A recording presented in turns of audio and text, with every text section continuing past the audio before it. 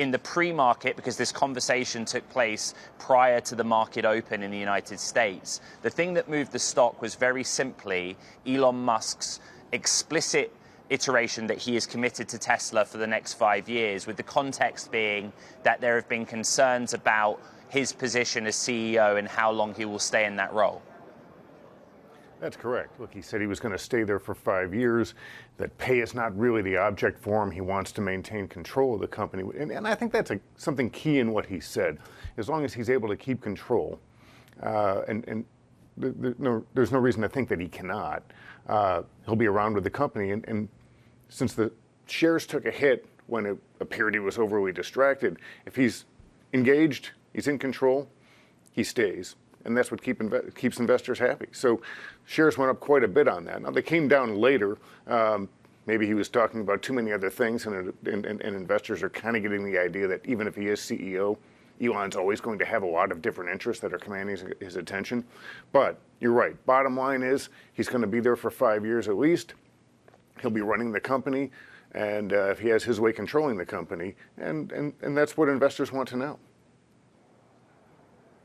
He discussed SpaceX, Neuralink, XAI, and I encourage our audience to go and watch the full 30-minute conversation.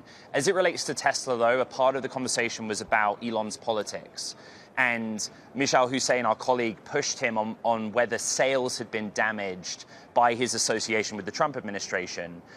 He made the point that that weakness was largely felt in Europe, but that all automakers have also seen some weakness in Europe. What do we learn about the health of Tesla's kind of core auto business, David? Yeah, look, he's kind of dismissing that there's a lot of weakness here. And look, clearly they've had issues with their sales softening up in the U.S. They've got a lot more competition in China and Europe as well. I think maybe the political side of that is more pronounced in Europe, but you've seen it here. You've seen more people turning in Teslas in the used market, and they've had a tough time selling them at decent prices, both because of the discounting that he had done over the past couple of years, and also I think because of the politics. There's a lot of research that shows that EV buyers tend to be, let's call it somewhere left of center to very liberal in terms of the political spectrum. And some of them aren't going to like Elon's politics and have probably gone elsewhere. General Motors saying that Cadillac is getting 10% of their trade-ins, according to a CNBC report, are coming from Tesla owners. So clearly some other companies are benefiting from this in the U.S. and other places. The one thing he did say is you're seeing some more conservative, politically conservative consumers buy Teslas. And I can see that happening because conservatives weren't quite looking at EVs as much. So maybe there's some mitigation to some of the sales loss that he's seen. But look, clearly this has taken an effect on the company's sales.